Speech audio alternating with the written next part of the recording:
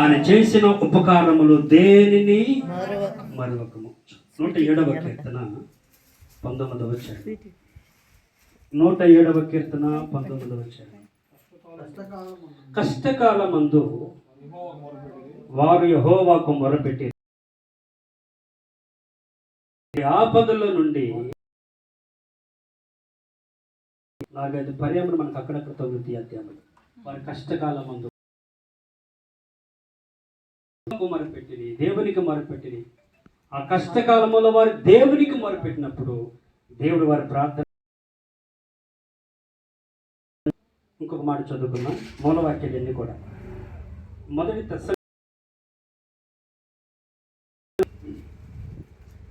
మొదటి తెస్సలోనికి రాసిన 15వ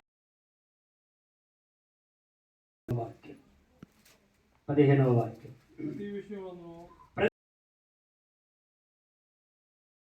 స్తుతులు చెల్లించు, ఇలాగు చేయుట యేసు క్రీస్తు నందు చిత్తము. చిన్న ప్రార్థన. స్తోత్రములు స్తుతించి ఘనపరుస్తున్నాము తండ్రి. జరిగించిన ఈ కార్యక్రమం ఆరాధన ద్వారా మహిమ పొందుకున్నారు. వాక్య సందేశం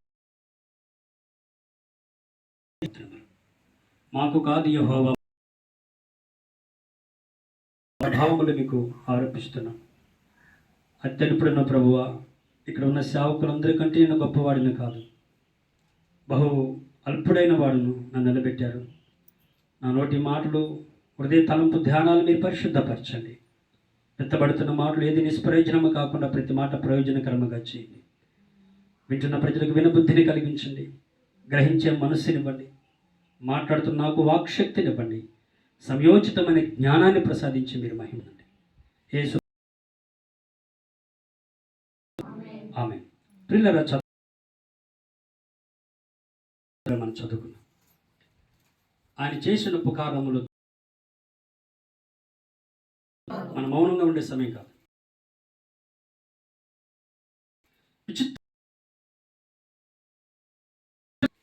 మీరు చాలా మంది క్రైస్తవులు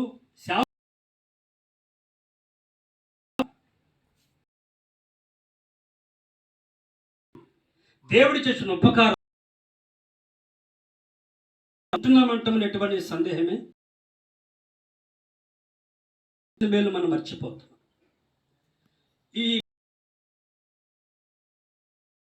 ఈ సువార్తలో 4 సువార్తల్లో కూడా దేవుడు కొంతమందిని బ్రతికించాడు. పెట్టాలంటే అది పెద్ద చట్ట, అది పెద్ద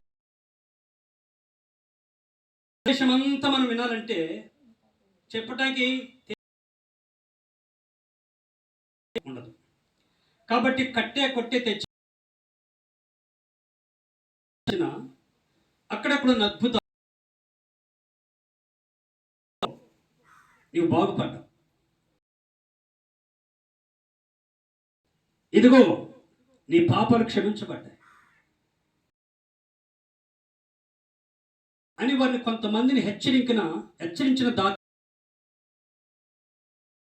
కొంతమందిని హెచ్చరించకుండానే పంపించు. నేను చెప్పదలసిన విషయం ఏంటంటే, వాక్యాన్ని వింటున్న మీరైనా అందరూ కూడా దేవుడు మన దానికి తగినట్టుగా మనం ఎలా ఉండాలో కొన్ని సంగతులు అలా టచ్ చేసుకుంటూ వెళ్ళిపోయి ముగించ ప్రసంగా చేసే సమయం కాదు కాబట్టి దీనికి ఒక టైటిల్ పెట్టుకోవలసి అని పెట్టుకోవచ్చు. చెప్పండి ఏంటి? బాధ్యతలు. ఈ బాగుపడిన వారి లిస్టులో పీటర్, బాగుపడిన వారి లిస్టులో మోషన్ ఉన్నాడు, బాగుపడిన వారి లిస్టులో ఇక్కడ సేవకులు అందరూ ఉన్నారు, మేమందరం, మీరందరూ. మనం ఏ విషయంలో బాగుపడ్డాం? ఒక్కొక్కరికి ఒక్కొక్క రోగం. ఒక్కడ కూడా లేడు, అందరూ రోగిగ్రస్తులే. జబ్బు, ఒకటి నడకలో జబ్బు, ఒకటి చేతిలో జబ్బు, ఒక్కొక్కటి ఒక్కొక్క జబ్బు. ఒకటి జబ్బు, కొంతమంది మానసికమైన జబ్బు, ప్రతి మనిషి రోగి. అందరిని కూడా దేవుడు బాగు చేశాడు, అందరిని బతికించాడు. అందుకు దేవుడు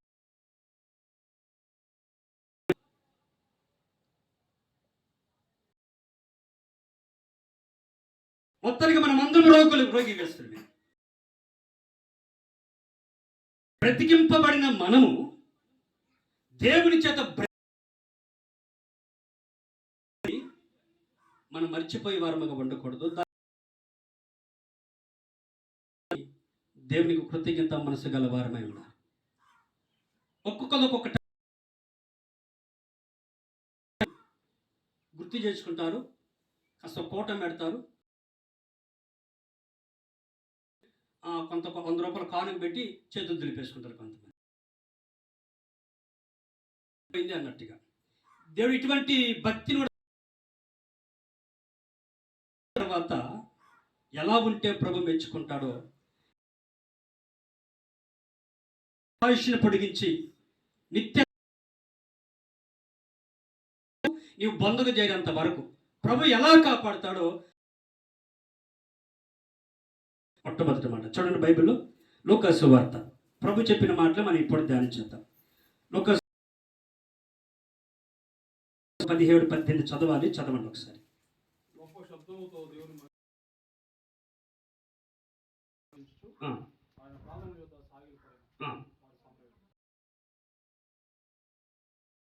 తెలుసు కాబట్టి 10 మంది కుష్ఠరోగులు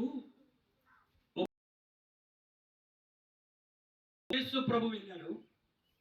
ఆ 10 రోగముతో బాధపడుతున్నా, గ్రామం నుండి వెలివేయబడ్డాం, నా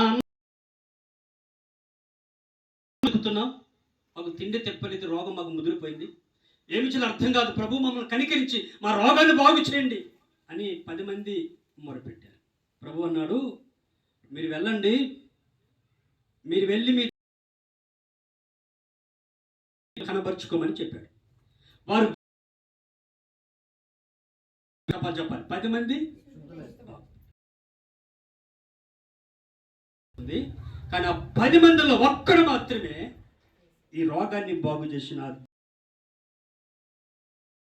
వెళ్ళాలి. ఆ దేవునికి కృతజ్ఞతాస్తుతులు, కృతజ్ఞత మనసుతో పరిగెత్తుకొని ఎన్నో సంవత్సరాలకి వ్యాధితో బాధపడుతున్నాను స్తుతులని చెప్పాడు. వెంటనే ప్రభు 10 మంది బాగుపడ్డారు కదా. దేవునికి కృతజ్ఞతాస్తుతులు చెల్లి ప్రశ్న. ఇందులో మనం నేర్చుకోవాల్సిన పాఠం ఏంటంటే, బాగు చేసిన తర్వాత దేవుడు మన నుండి ఏం కోరు. స్తోత్రం చెప్పండి, 2 చేతుల పైకెత్తి స్తోత్రం చెప్పండి. దేవునికి విరోధులు అని అంటాను. ప్రాముఖ్యమైనది దేవునికి ఇష్టమైన బలియాగములో అర్పణ, కృతజ్ఞత బలి. కృతజ్ఞత అన్నిటికంటే ముఖ్యమైనది కృతజ్ఞతాస్తుతి. ఉదాహరణకి ఏమండి, హిజ్కియా ప్రార్థనకి మధ్యవర్తులు మీడియాటర్ వస్తారేమో కానీ వస్తాడు.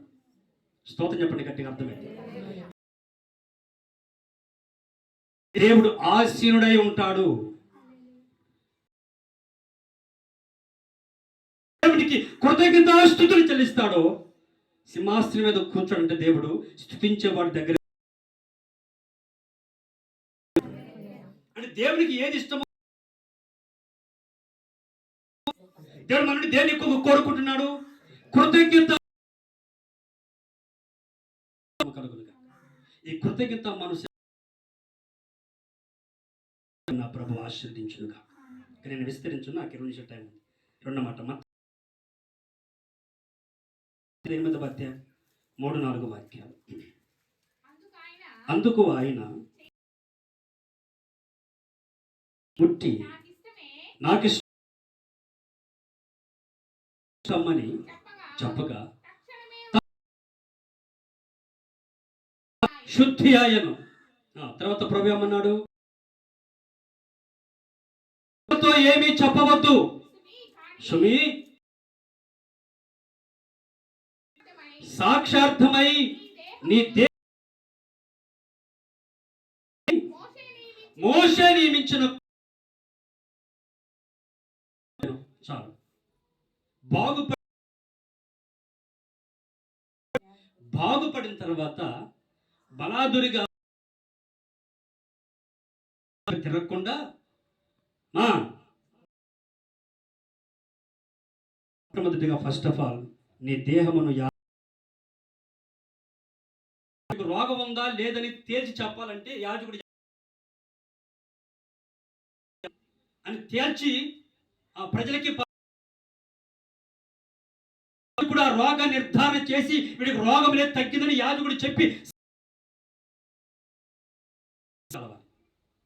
అందుకని ప్రభు ముందు యాజకుడు చూపించుకో, తర్వాత నువ్వేం చేస్తావంటే స్తోత్రం చెప్పండి గట్టి. ఏమన్నాడు? ఆ మధ్య 20 నిమిషాలు చెప్తా, టైం ఎక్కువైతే కరెక్ట్ సహకరించండి. ఒక మాట 2 మాటగా ముగించేస్తాను, నో ప్రాబ్లం. చేసింది కడుపులో గడ్డ, ఇవాళ రేపట్లో ఆపరేషన్ చేయకపోతే అది క్యాన్సర్ కిందకి వెళ్ళిపోతుంది. అప్పట్లో ఆరోగ్యశ్రీ పథకాలు లేవు. ఇప్పుడు కొత్తగా సేవకు వచ్చాను, ఉపవాసములో ఉండి విజ్ఞాపన చేస్తాను. నా గురించి ఎవరు చెప్పి ఫోన్ చేయించుకుంది, బాధపడుతున్నాను, మరి 2 లక్షల రూపాయలు అడుగుతున్నాడు డాక్టర్. అంత డబ్బు అర్థం కావట్లేదని. మీరు నమ్ముతారు నమ్మరో, ఇది అద్భుతమైన కార్యం. ప్రార్థన చేశాం, 3 రోజులు నేను ఉపవాసం ఉండి విజ్ఞాపన చేయడం ప్రారంభించాను. ఆ గడ్డ లేదని తెలియదు. ఆ గడ్డ ఎక్కడ లేని సంతోషం, ఎక్కడ లేని సంతోషం. ఏం చేశారంటే ఈ 2 లక్షల రూపాయలు మన మిగిలిపోతాయి. కోటం పెట్టారు.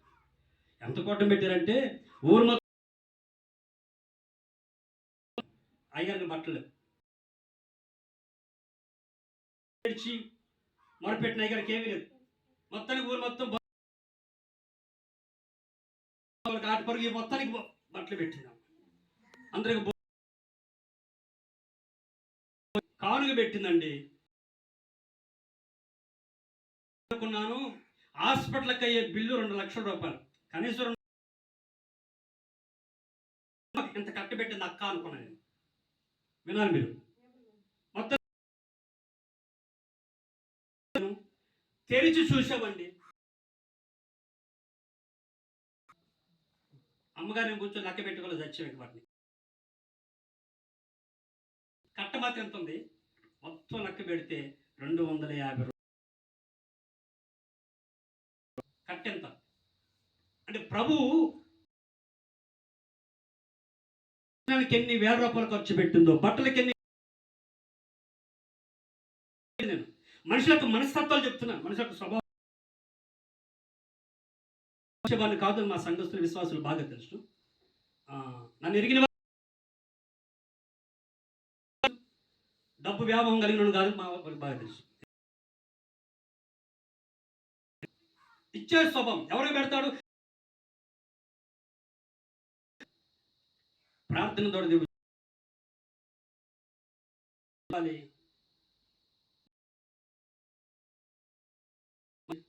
దేనికి ఎక్కువ ఖర్చు పెట్టావు? సేవకుడికి ఎంత ఖర్చు పెట్టావు? దేవునికి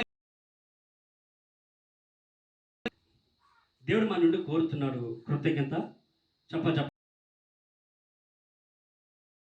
రెండవది కృతజ్ఞత. 4వ అధ్యాయము 38వ వాక్యం.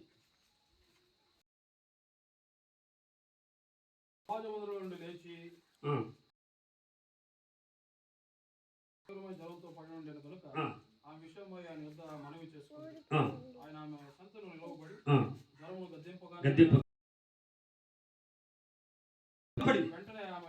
వెంటనే ఆమె లేచిన పని. అంటే దేవుడు మన బాగు చేశాడు అని చెప్తున్నా. Praise lord. వాక్యాన్ని బోధిస్తున్న మాకు కానీ మనందరికీ వర్తమానం ఆయనకు ఒక్కడే కదా. వాక్యం అంతా అయిపోతే పరిచయం చేసుకోవాలి. ఈ లిస్టులో సురేష్ అనే కాదు, నీ పనులు పర్ఫెక్ట్గా ఉన్నాయని గుర్తుపెట్టుకోవాలి. యేసు ప్రభు భూమి మీద వచ్చిన తర్వాత ఎన్నో సంగతులు ఉన్నాయి, అందులో కొన్ని మనం ధ్యానం చేయబోతున్నాం. ఒకటి, మొట్టమొదటి మాట చెప్పండి. చేసిన మొట్టమొదటి బాధ్యత ఏంటి? దేవునికి మానక చేయాలంటే. కష్టములైనా నష్టమైన, సుఖమైన దుఃఖమైన యెహోవా ఇచ్చెను స్తుతి కలుగునుగాక అనే మనసు ఎప్పుడు మనం కలిగి ఉండాలి. ఇచ్చే మనసు చాలా మంది ఇచ్చే మనకి ఆశీర్వాదం. మూడో మాట, దేవునికి పరిచారకులు ఉపచారము చేయటం ప్రారంభించను.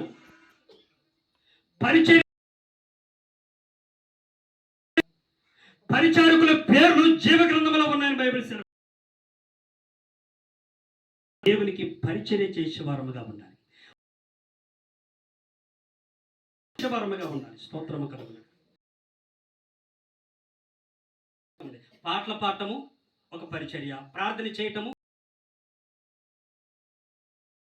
ఆరాధన చేయటం ఒక పరిచర్య, సేవకులకు సహ నీకు చేతనైన పని ఏ పని చేసినా మొత్తానికి బాగుపడిన తర్వాత ఇది మాత్రం పర్ఫెక్ట్ గుర్తుపెట్టుకో. బాగుపడిన తర్వాత నీ ఇంటి పనులు, అంట పనులు, వంట పనులు, పొలం పనులు, ఏమైనా వ్యాపారంలో దేవుని పని కూడా చేయాలన్న సంగతి మాత్రం మర్చిపోవద్దు. నీ ఇక్కడ అనేక మంది అటువంటి ఆదర్శం, వారిని బట్టి దేవుని మహిమపరుస్తున్నాను. బాగుపడిన తర్వాత చేసిన మూడో పరిచారకులుగా ఉన్నారు. దేవుని పరిచర్య చేయాలి. ఇక్కడ చెప్పుకున్న బట్టి చాలా సంగతులు ఉన్నాయి. 18, 19 వాక్యాలు. మార్కు సువార్త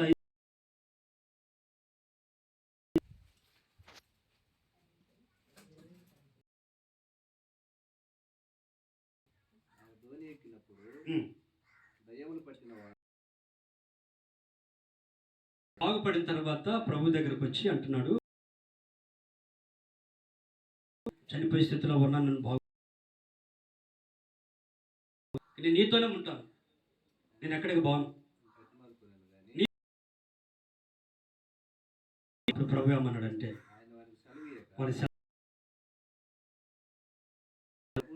ప్రభువుని యందు కనికరపడి అన్ని వారికి తెలియజేయము, తనకు చేసినవన్నీ దెక్కపోలే. వినండి, దేవుడు బాగు చేసిన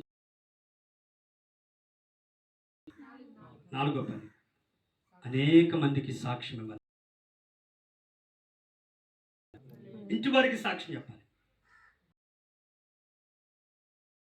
కానీ ఇతనేం చేశాడు? 4 అడుగులు ముందేసి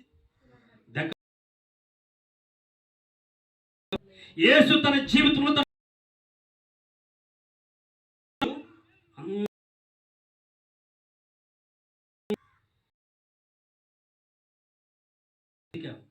దేవుడు స్వస్థపరిచాడు. భయంకరం బోధించామా?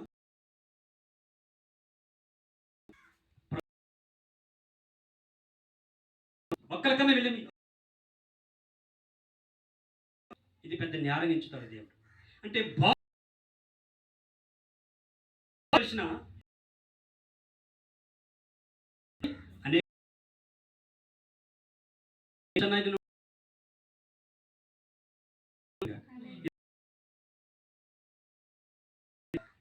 బాగా ఎవరు సువార్త చెప్పకపోయినా ఇది మాకు న్యాయం. అనేక మందికి మన సాక్ష్యాన్ని కాపాడుకోవాలి.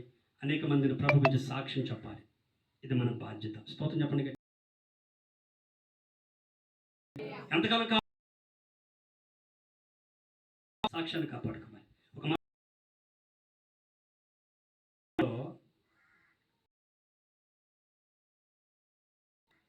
అన్ని ఒక ఆమె స్థితిలో ఉంది. ఇంకా ఆమె రేపో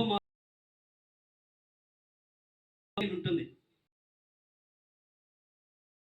మధ్యలో అడ్డు మైకు గొట్టంతో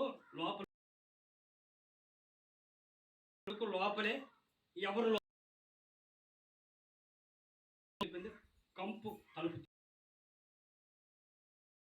పిల్లలు 2 కొడుకులు ఒకసారి కిటికీ తీసి చూస్తారంటే ఒకసారి కిటికీ తలుపు తీసేయండి. లోపు పిల్లగాడు చూశాడు. అయ్యగారిని పిలు ఎట్ట అంటుంది అనండి. మీరు అన్నది ఒకసారి ఎట్టా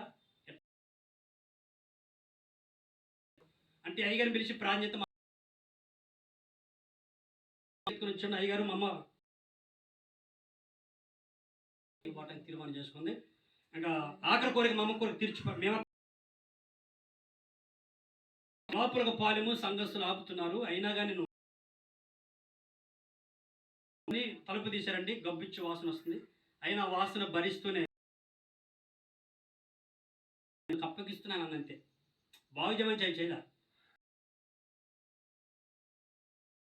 నీ చేతులకు అప్పగిస్తే నీ చిత్తానికి అప్పగిస్తున్నాను. మీరు నమ్ముతా నమ్మరో మరలా వారు వచ్చేసరికి మళ్ళీ ప్రార్థన చేసాం. మళ్ళీ ఒక వారం తర్వాత లేచి నిలబడింది. నెల తిరిగి వచ్చే లోపల నడవటం ప్రారంభించింది. ఆ మంచి పరిచారకులుగా ఉంది. ఆ పరిచయం ఎంతకాలం చేసింది? మందిరం మానేసి. ఎందుకు ఇంత అద్భుతం చేశాడు దేవుడు, ఎందుకు మానేసింది? ఇప్పుడు ఆమెను చూస్తున్నా కనబట్ల. ప్రతి ఉదయాన్ని వెళ్తాను కనబట్ల. నాకు ఒక టెన్షన్ అంటే బాధ అంటే ఆమె మీద నాకు బాధ అంటారు.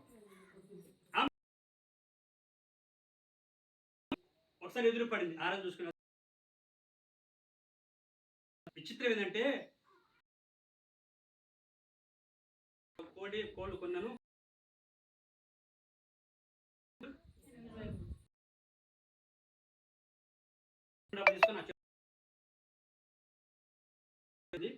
ఒక గుడ్డికి పిల్లలు పెడితే ఒక సగం పిల్లలు పెట్టదు. తెక్కల భక్తి. కానీ కోడి ఏం భక్తి ఎందుకు కాదని నేను కూడా హెచ్చుడిగా బడాయికి నేను కూడా 2 సెలవు గుర్తులేసి కోడి మొత్తం ఎప్పుడు చేసిందేమో 21 రోజులు బాగానే వచ్చింది. మంది విచిత్రం ఏంటంటే ఆ 23 గుడ్లు మురిగిపోయి దెబ్బల బాగా మురిగిపోయింది.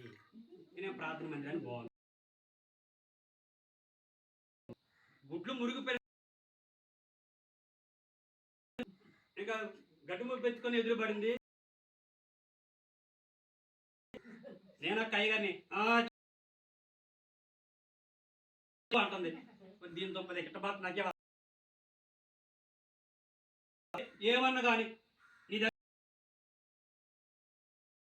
మాట కోడి పక్కన రెండు గంటలు ఉన్నా అప్పుడంత పెరిపి లేకపోతే అసలు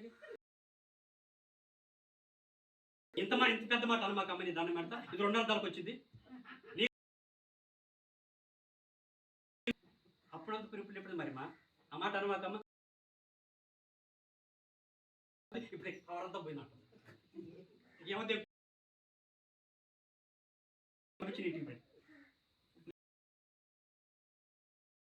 గుడ్లు ప్రాణం చెప్తే గుడ్లు మురిగిపోతే మందిరం అనేసిన. ఇప్పుడు గుడ్లు ముఖ్యం నీ ప్రాణం ముఖ్యమా? గుడ్లు దేవుడు నడిచిపోతాయి. దేవుడు చేసిన మేలు మొట్టమొదటి చెప్పండి. కృతజ్ఞత ఆస్తుతులు చెల్లించాలి. రెండవ బాధ్యత కృతజ్ఞత పరిచర్య. 4వ బాధ్యత ఇవ్వాలి. నాకు 20 నిమిషాలు అయిపోయింది కాబట్టి ఈ 4 నన్ను ప్రోపేట మేము చేస్తున్నాం. పాపను బాగు చేశాడు. ఈమెకు ఆహారం పెట్టండి అన్నాడు. అంటే యాయకు పెట్టమన్నాడు. వాక్యమైన ఆహారం తర్వాత ఎప్పుడు ఈ వాక్యం చదువు తప్పించాలి. స్తోత్రం చెప్పండి గట్టి. విధుల కుమార్ వాడు ప్రభుతో మాట్లాడసాగిన మాట్లాడలేదు కాబట్టి వాడు తెచ్చాడు. స్తోత్రం చెప్పండి గట్టిగా. అంటే ప్రార్థన లేక చచ్చాడు వాడు. అయితే ఇప్పుడు లాజరు చనిపోయి బ్రతికాడండి. లాజరు, మార్తా, మరియా ఒక బల్ల టేబుల్ దగ్గర కూర్చొని అనుభవం లేదు. లాజరు ఒక దిక్కు ప్రభు పాదాల దగ్గర, మార్తా వంట పనిలో. బాగుపడిన తర్వాత లాజరు పాదాల దగ్గర కూర్చున్నారు. మరి అది సహవాసానికి గుర్తు. స్తోత్రం. బాగుపడ్డాడు. వాడిని దేవుని మందిరంలో చూశాడు. చూసి ఇదిగో ఇక పాపము ఇప్పుడు మందిరంలో ఒకప్పుడు బజార్లో ఉన్నాడు. మందిరంలోనికి రావాలి. మందిరంలోకి వచ్చిన స్తోత్రం చెప్పండి గట్టిగా. ఇలా చెప్పుకున్నది చాలా అనుభవం ఉన్నప్పటికీ టూకిగా మీకు వివరి నీవు నేను మనం అందరం కలిగి ఉండి ప్రభు అక్కడికి మనం ఎత్తపడాలి. ఏంటంటే ప్రభు గుండెల లోతులో ఉన్న బాధ ఏంటంటే 10 మందికి భోజనం పెడితే సరిపోదు అవండి. తర్వాత మన పని మనం చేసుకుని సరిపోదు. అక్కడి వరకు నువ్వు ఉన్నంత వరకు నడుచుకుంటే ఇహమందును దేవుని కృప మనందరికీ తోడే ఉండను గాక. చెప్పండి, ఒక్కొక్కటి చెప్పండి. ఒక నెంబర్ 1, నెంబర్ 3, నెంబర్ 4 సహవాసం. నెంబర్ 5, నెంబర్ 6 దేవుని మందిరములో ఉండి పరిశుద్ధంగా ప్రతి జీవిస్తారు. అట్టి వారి జీవితాల్లో ప్రభు అద్భుతాలు వెంట వారి మధ్యాకాశాన్ని తీసుకొని పోతాడు. అటువంటి కృపాదేవుడు మనం అధ్యక్ష వారిని వేడుకుంటారు.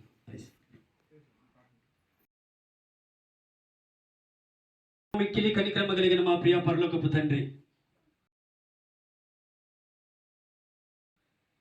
ఎంతైనా మీరు నమ్మదగిన దేవుడవు.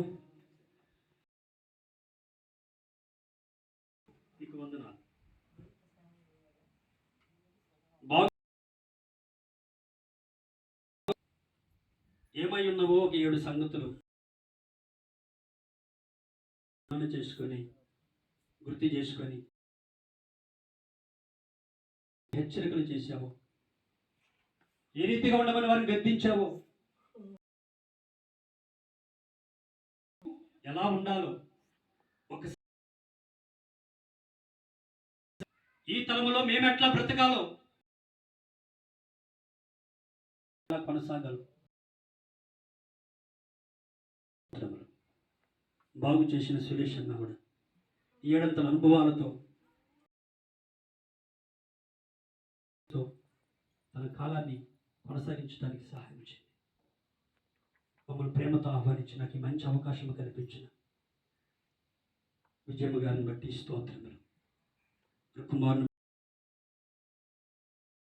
ప్రతి ఒక్కరిని మీరు జ్ఞాపం చేసుకోండి. కుటుంబాన్ని దీవించండి. స్థానిక సేవకులను బట్టి స్తోత్రములు. చేరవచ్చిన సేవకులను బట్టి మరొకసారి గుర్తు చేస్తున్నాను. జీవిత దినాల్లో నిశ్చయముగా చేసి ముగించి సహాయం చేయమని యేసు పరిశుద్ధ నామమున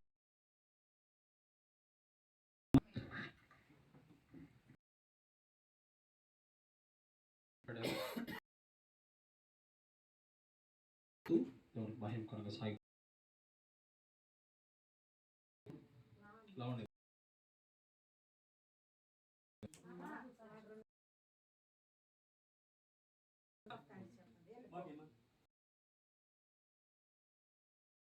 లావండి గారు ఒకటో థ్యాంక్స్ చెప్తారు.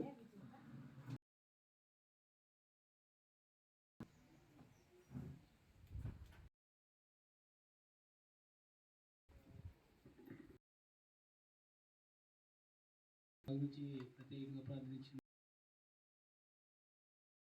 మీకు అందరికీ వందనం చెల్లిస్తున్నాను. దేవుడు అనుకున్నారో చనిపోయారు కానీ ఆ సాక్ష్యాన్ని నేను ఈరోజు నాకు ఇచ్చిన సమయాన్ని తరుణాన్ని బట్టి మీ అందరికీ నాకు ప్రార్థన చేసిన దేశానికి నాకు ఇచ్చిన స్వస్థతకి అందరికీ కృతజ్ఞతాస్తుతులు.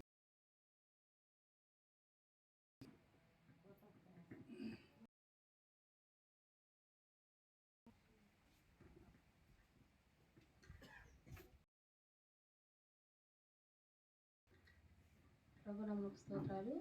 మరి మా ఆహ్వానాన్ని మన్నించి ఏర్పాటు చేయటకు మాకు ప్రోత్సాహాన్ని ఇచ్చి మరి దేవాది దేవుడికి స్తోత్రాలు చెల్లిస్తున్నాము. మరి మీ అందరి చేతిలో మరి నా భర్తకు బాగలేనప్పుడు సభ్యుల్లాగా గ్రహించి మా సురేష్ అన్న అనమాట అన్న బాగా అవ్వాలి, అన్నాన్ని బాగా చేస్తున్నందుకు దేవునికి స్తోత్రం. భారంగా ప్రార్థన చేసింది.